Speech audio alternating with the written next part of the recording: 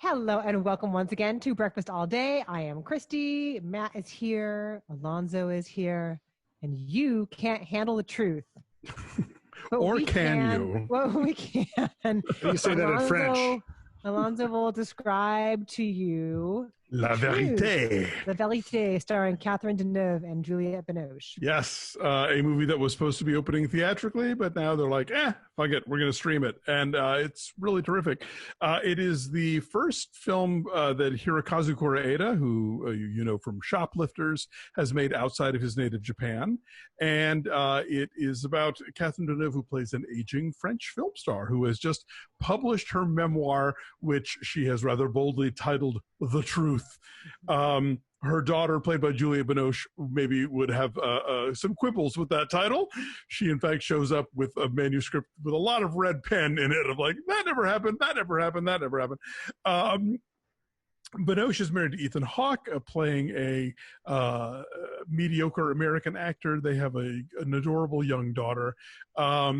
Deneuve is making a movie that is about a woman who has to live in space, and so she doesn't age while her daughter on Earth does. You can read in all kinds of metaphors for that.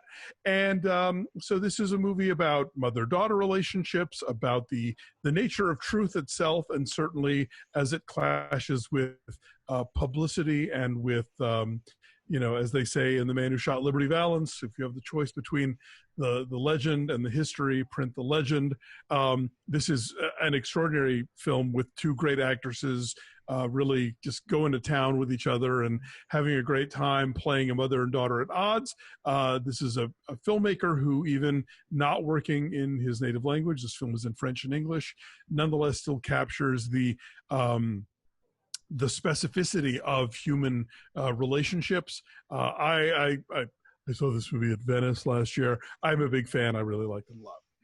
It is definitely a showcase for the performances. And I suspect that if you did not have actors of that caliber in these roles and just the juiciness of even just the prospect of them squaring off against each other, I don't know that it would be that special.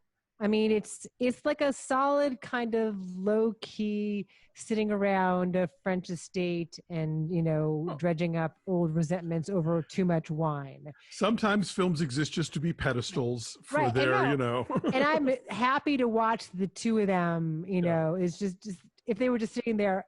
What's the Gene Siskel thing? Of them having lunch. Having lunch, yes. Right. If they could just have lunch, that'd be cool. And I do enjoy this phase of scruffy dad, Ethan Hawke. Ma petite déjeuner. Yeah. It's that.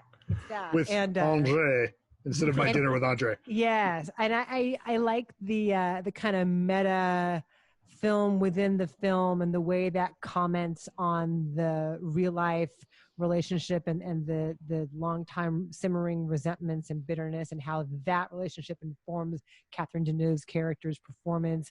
It's very juicy, tremendous clothes and hair and constant smoking.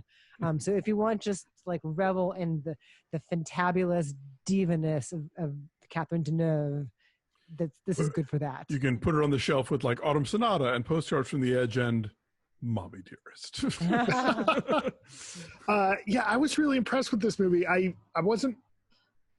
hadn't read a much about it and didn't really know what I was getting into. And I was so impressed with this movie so deftly avoids all of the places you think it's going to go, right? I mean, there's so much cliche to be mined out of this story, and it just avoids it all. And I thought that was really sharp, and I liked, the cast is terrific. I love this movie. There's a few moments in it that I was kind of a little bit unsure, and maybe this is intentional, like what Deneuve's relationship was with certain people. Like her assistant, you mean? Yeah, or the guy that's cooking. Is he your boyfriend? Right, like I think he's her boyfriend, right? I guess, yeah. Well, there's a caretaker for sure. But then I think that, but they have it's been one of those long time things where clearly it runs deeper than that. We're sort of left to glean for ourselves what else might be going on. Yeah, There's I actually thought that was but I thought that character was like her manager. I thought he was like her manager too, and then the separate guy is the guy who cooks for her and maybe also sleeps with her. Right. And then right, and it's very French. It is very French, right? Yeah, it is. It's very French. It's also very French in that it's like they talk about the other actress from the past, but then you never really exactly find out what that deal was.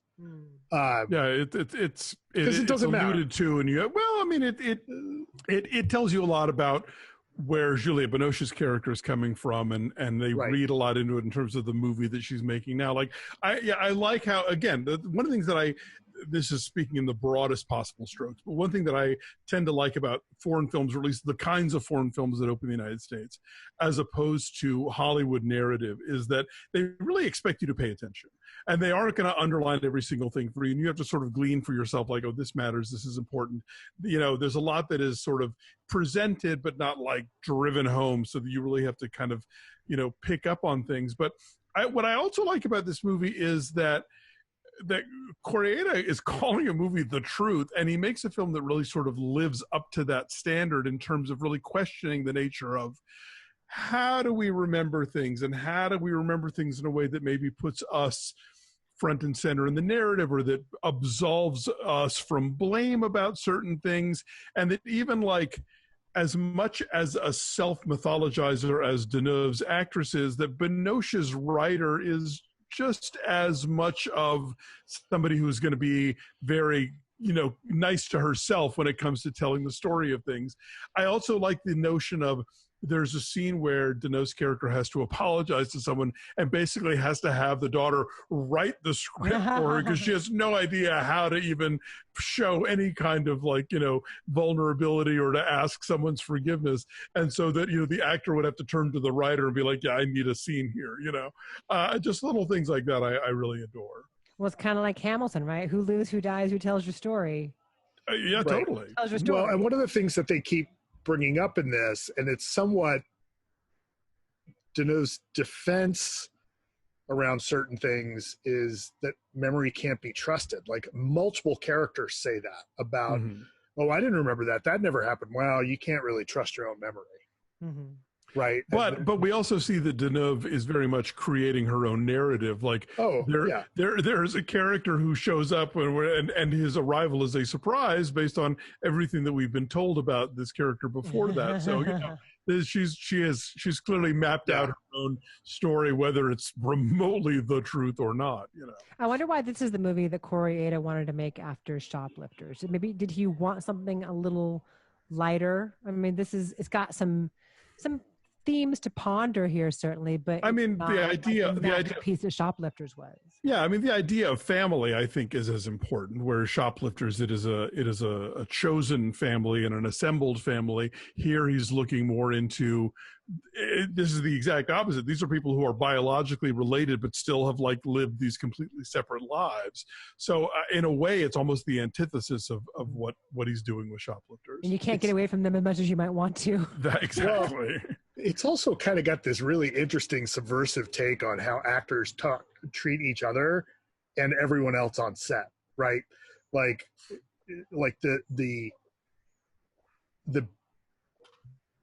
almost that Deneuve's character, that Fabienne thinks everything's about her, and she's so mad at the way Manon is, the lead in the other movie, is doing things, and she's so she takes it she walks up the stairs. She got that from me, right? Like that kind of stuff. Or they introduce the director. Well, but they introduce the director, and she's so dismissive and cutting down to the way it almost felt like a lot of the stuff that happens around kind of the narrative in this movie about the movie being shot is this somewhat sardonic view of the way performers, and especially big performers, can be. I want to point out Eric Gauthier was the cinematographer. He shot Zia Zhangke's Ashes Purest White. And the way he shoots the sets of the movie within the movie, I think are really interesting, especially in the way that they parallel with the Fabienne's home, where she's bought this like beautiful, huge house, but it's next to a prison, you know?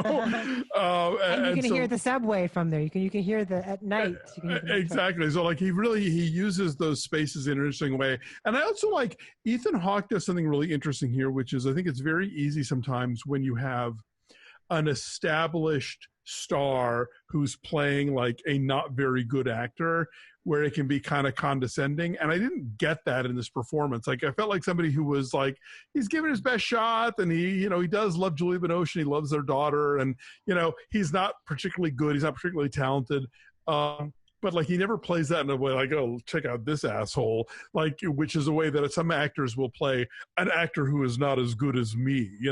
Hawke is finding like an actual soul to this guy, which right. It's not his show. This is all about Deneuve and Binoche, but he does kind of carve out these moments for himself that I like quite a bit. Yeah, he's a working actor, and it's a job, and he's doing the best he can at it. Exactly. I'm saying 7.9. I said 9. I'm a fan. Okay. 8.5. Okay. Our number's 8.5. Well, all right. So yeah, this is now streaming in the places where things stream now. So do check it out. Thanks for watching. Like this video, subscribe to our YouTube channel, follow us at BeFastAllDay on Twitter, Instagram, and Facebook, and visit our Patreon page at patreon.com/BeFastAllDay. Lots of fun exclusive stuff for our subscribers. We're recapping Hulu's Love, Victor, and we've got a survey up now. Our members will be choosing one of several films out of the Joel Schumacher filmography. We lost him recently, that we'll be reviewing later this month. So lots of fun stuff. Check it out. Thanks for watching. We'll see you next time. Bye. Bye.